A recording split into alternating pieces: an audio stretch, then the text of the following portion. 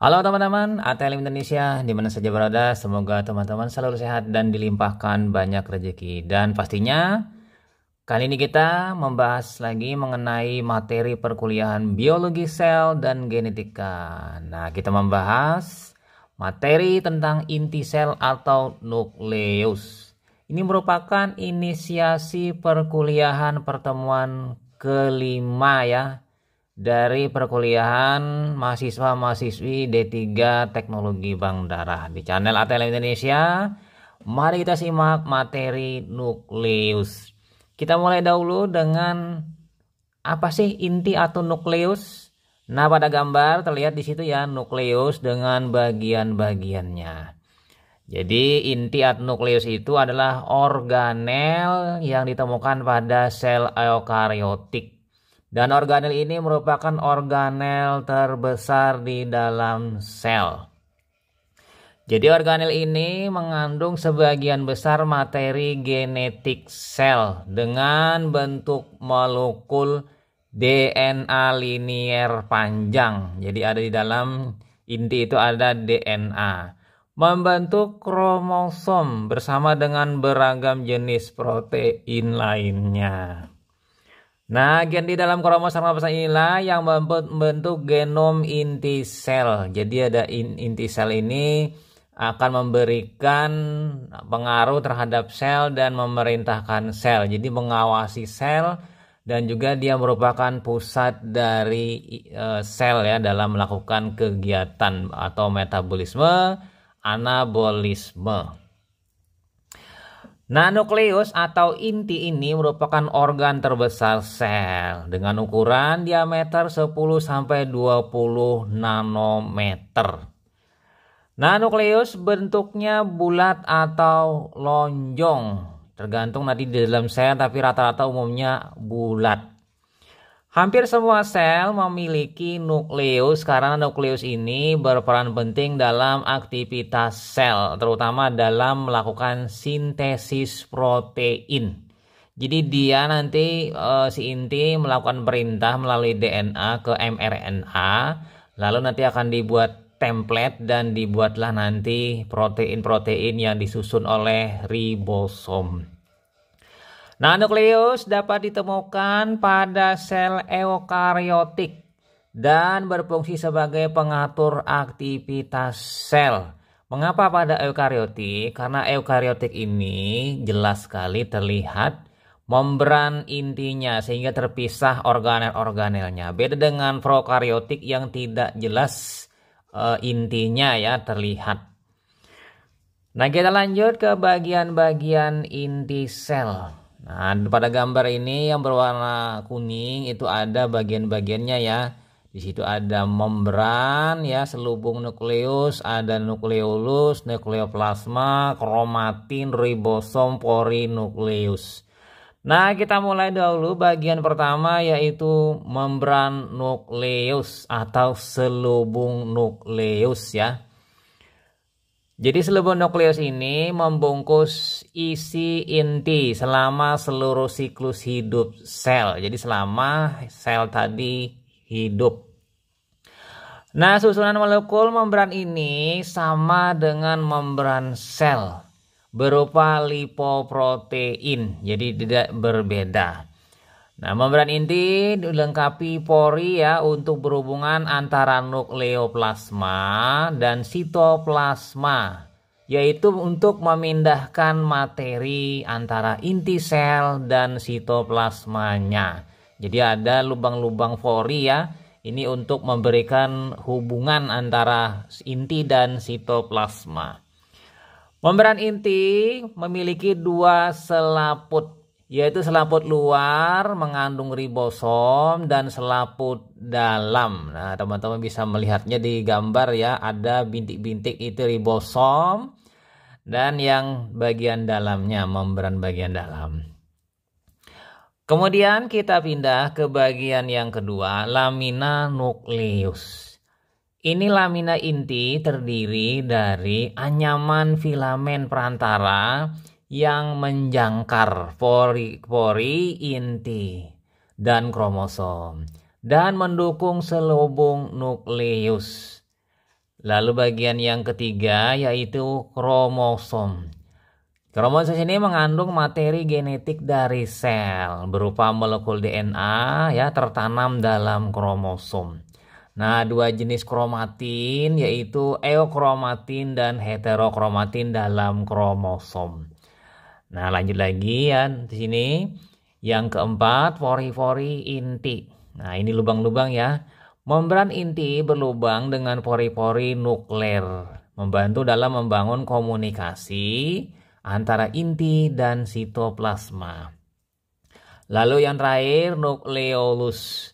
Nukleolus ini adalah struktur padat bernoda di nukleus dan tanpa membran inti, berisi benang kromatin, atau disebut dengan nukleolus ini adalah anak inti.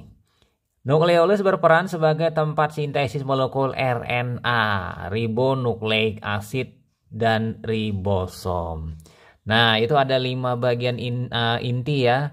Kemudian kita pindah ke lebih spesifik yaitu kromosom organisme.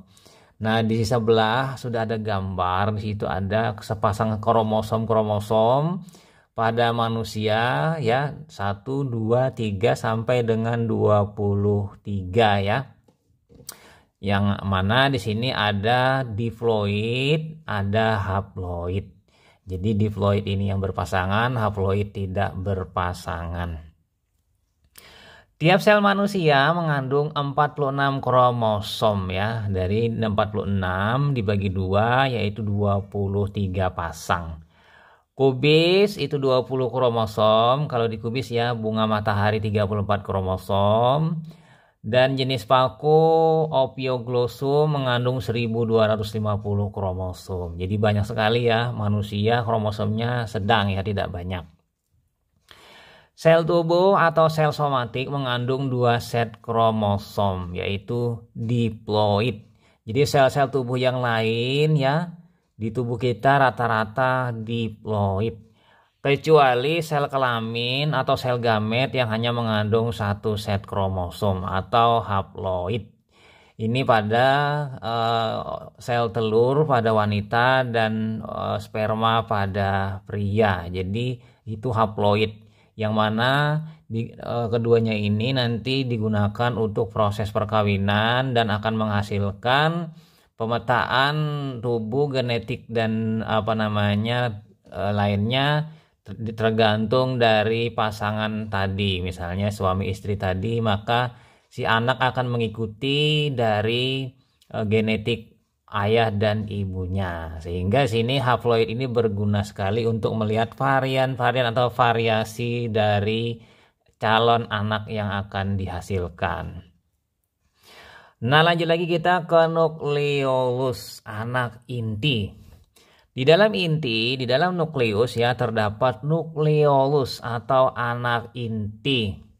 Jadi tiap nukleus memiliki 2 nukleolus, namun bersatu sehingga nampak tunggal. Nah, jadi di sini nukleolus berfungsi dalam sintesis RNA, ribosomal RNA, yang digunakan untuk membentuk ribosom. Nah, sel eukariotik nukleus memiliki membran ganda, yaitu 2 lapis selubung nukleus dengan pori-pori kecil diameter 30 sampai 100 nanometer ya. Lalu kira-kira fungsi inti sel apa sih? Nah, fungsinya adalah kira-kira sebagai berikut. Pertama, menyimpan seluruh informasi genetik untuk reproduksi, pertumbuhan, dan metabolisme sel dan organisme secara keseluruhan. Jadi di sini penting sekali asal muasalnya, dan yang paling berpusat adalah inti ya, untuk reproduksi, ya kan, pembelahan, pertumbuhan, memperbanyak sel, proses metabolisme tubuh dan organisme tersebut secara keseluruhan, maksudnya pada manusia umumnya. Yang kedua, mengontrol transfer dan replikasi molekul keturunan DNA dan RNA antara induk sel atau sel induk dan sel anak. Jadi nanti mentransfer bahan materi genetiknya untuk diberikan kepada anak. Yang ketiga, menjamin distribusi sama dan menyalin secara tepat informasi genetik selama proses pembelahan sel. Jadi selnya membelah menjadi dua, maka akan didapatkan dua sel nanti yang identik. Yang keempat, mendukung dan mengontrol pertumbuhan sel dengan melakukan sintesis protein struktural dalam sel. Lalu 5, merupakan tempat terjadinya transkripsi DNA dengan diproduksi mRNA untuk mensintesis protein. Jadi perintah DNA kepada mRNA untuk membentuk protein oleh ribosom. Lalu yang keenam, mengontrol transkripsi. Dan yang ketujuh, mengendalikan metabolisme sel. Jadi fungsi inti secara umum atau pada umumnya itu adalah 7 fungsi. Nah, kita pindah ke biosintesis sel. Biosintesis itu adalah ragam metabolisme atau anabolik menyusun senyawa ya, menghasilkan senyawa organik untuk kehidupan sel.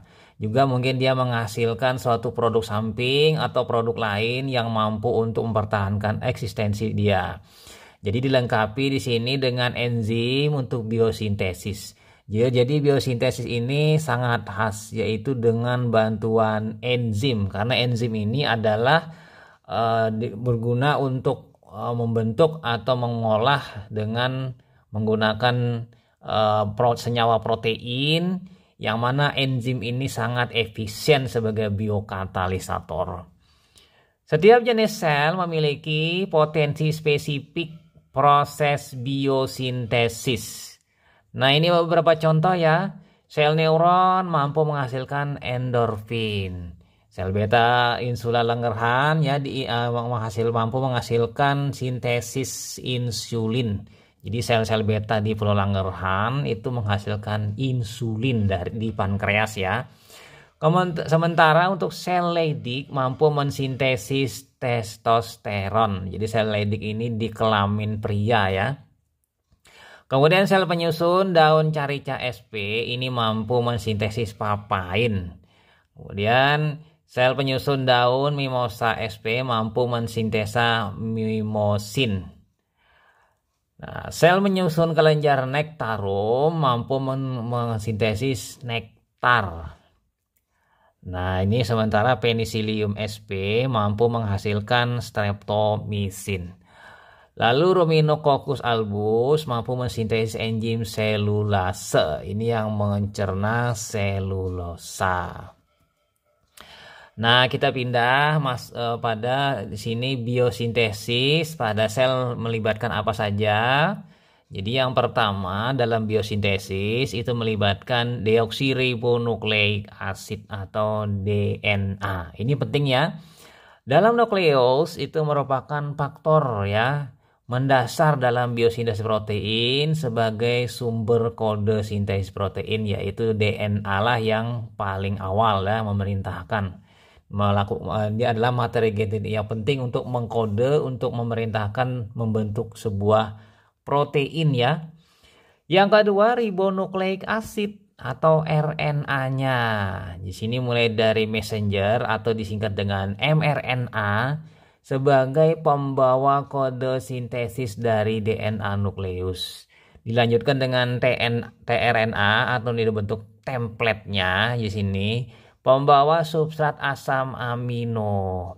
Dan yang terakhir adalah ribosomal RNA atau RNA. Jadi rRNA ini tempat terjadinya translasi kode sintesis protein, melekatnya menempelnya asam amino menjadi rangkaian-rangkaian protein ya, yang mana dari asam amino menjadi polipeptida lalu membentuklah protein. Kemudian yang ketiga, enzim RNA polimerase. Ini yang mempolimer ya kan asam amino. Dia berperan dalam proses transkripsi DNA nukleus dan menghasilkan mRNA yang membawa kode sintesis protein. Lalu yang keempat, retikulum endoplasma granular. Ini berperan tempat sintesis protein ya, Re granular. Granularnya ini yaitu tadi ribosom. Lalu granular pada retikulum endoplasma disusun oleh molekul-molekul RNA. Jadi rRNA ini ya tadi ribosomnya. Nah, bagaimana mekanismenya? Kita bisa melihat di sini mekanisme sintesis protein ya secara ringkas. Pada gambar di situ ya ada DNA stranded, lalu dia di dalam inti itu memberikan apa namanya translasi berupa mRNA ya, kemudian mRNA tadi lalu membentuk sebuah transfer dalam bentuk template tRNA, kemudian dari template tadi maka dicocokkan posisi-posisinya dengan ribosomal RNA, lalu disusunlah, dirakitlah protein-protein dengan asam amino yang memiliki kode-kode tertentu yang sudah disiapkan pada ribosom ya. Nah, kira-kira seperti ini penjelasannya, dimulai dari transkripsi, yaitu proses pengkopian DNA dihasilkan serangkaian kode sintesis protein oleh mRNA. Pertama, yang kedua, kode mengaktifkan rRNA untuk melaksanakan sintesis protein. Yang ketiga, substrat asam amino di bawah tRNA. Jadi di sini ada proses translasi, yaitu proses penerjemahan kode sintesis menjadi aktivitas sintesis protein. Seperti pada gambar ya. Rangkaian asam amino membentuk peptida, lalu terjadilah polipeptida, lalu terjadilah protein. Jadi terbentuk protein dengan menggabungkan asam-asam amino ya yang ada sesuai dengan kode yang diberikan oleh DNA. Nah, lanjut lagi ya di sini DNA sebagai materi genetik. Apa sih DNA sebagai materi genetik? Nah, ini pada gambar kira-kira seperti ini, mirip seperti tangga ya. Kalau kita olah tangga, tapi sebenarnya bukan tangga yang rata, tapi dia meliuk-liuk ya. Nah, bentuk DNA dalam inti sel berupa benang halus dan tidak bercabang. Jadi model struktur DNA dikemukakan oleh James D. Watson Amerika dan Francis Crick itu Inggris 1953 di Inggris. Nah, molekul DNA ini seperti yang dikemukakan tadi membentuk dua pita spiral saling berpilin ya pada gambar yang ujung, double helix namanya atau spiral ganda. Beda dengan RNA yang hanya satu saja ya, di situ dia single helix. Nah, double helix ini dibentangkan menyerupai tangga, yaitu pertama tangga ibu tangga. Itu adalah rantai gula deoksiribosa dan asam fosfat. Nah, itu ya. Sementara yang anak tangga pasangan basa nitrogen selalu mempunyai pasangan selalu tetap, yaitu misalnya timin dengan adenin atau guanin dengan citosin. Jadi di sini ibu tangganya yang lurus panjang, anak tangganya yang ke kanan kiri. Nah, seperti itu ya untuk ilustrasi gambar materi genetik DNA. Nah, secara strukturnya untuk lebih dekatnya di sini ibu tangga itu gula deoksiribosa, sementara anak tangga susunannya dari basa nitrogen. Misalnya di situ ada ATGC ya kan, atau CG ya. Nah, kemudian fosfat menghubungkan gula pada satu nukleotida ke gula pada nukleotida berikutnya untuk membentuk polinukleotida. Nah, coba kita bisa melihat dari sebelah kiri DNA double helix, lalu kita lihat di situ ada sugar phosphate backbone, itu ibunya, ibu tangga, kemudian anak tangganya ATGC, adenin, timin, sitosin, guanin. Nah, lalu ada di situ ada ikatan hidrogen ya di situ GC ya kan, atau CG, AT atau TA ya di situ kalau teman-teman melihat. Sementara yang tadi gulanya deoksiribosa itu yang segi 5 itu gulanya. Nah, kira-kira seperti itu ya. yang segi 5 berwarna biru muda dan biru tua yang dihubungkan ya dengan fosfat. Oke, lanjut lagi, kita pindah ke seperti ini. Dia seperti benang terpilin ya, terdiri dari adenin, timin, sitosin, dan guanin yang memilinnya membentuk sebuah struktur ya. Struktur. Nah, untuk lebih jelasnya kita lihat pada gambar lagi yang sebelah kanan, itulah ada adenin, timin, dia menyatu dengan ikatan hidrogen di situ ya. Nah, fosfodioksiribosa backbone ini adalah bagian yang ibu tangganya. Sementara ada di bawahnya itu ada guanin dan sitosin. Jadi ada rantai 5N, 3N situ ya, N3 dan 5N di situ.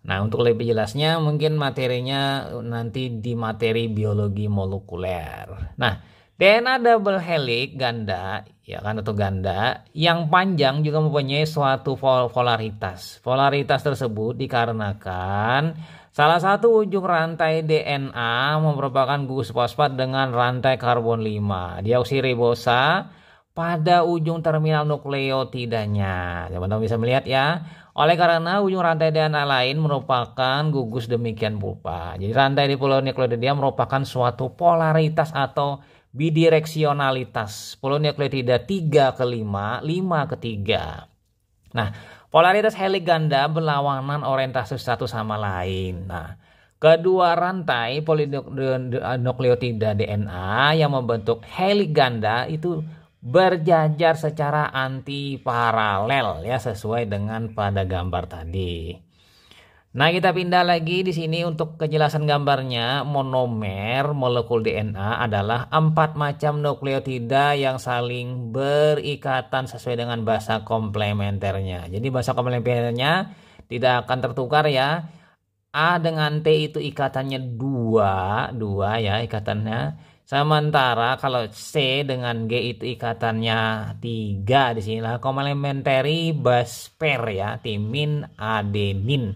Jadi dia dua tangan dengan 3 tangan. AT 2 tangan, CG 3 tangan.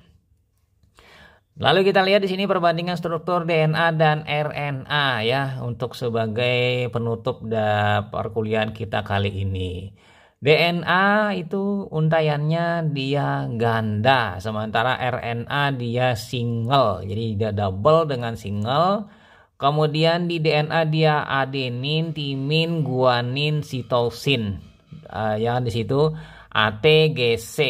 Sementara di RNA mungkin saja dia ada adenin, ada urasil, guanin, dan sitosin.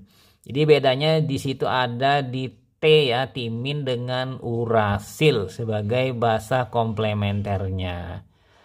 Nah, itu saja teman-teman mengenai nukleus atau inti sel yang kita bahas kali ini dalam biologi sel. Semoga bermanfaat bagi teman-teman semuanya, rekan-rekan mahasiswa-mahasiswi. Sampai jumpa di video-video selanjutnya. Saya Ahmad Le pamit. Bye.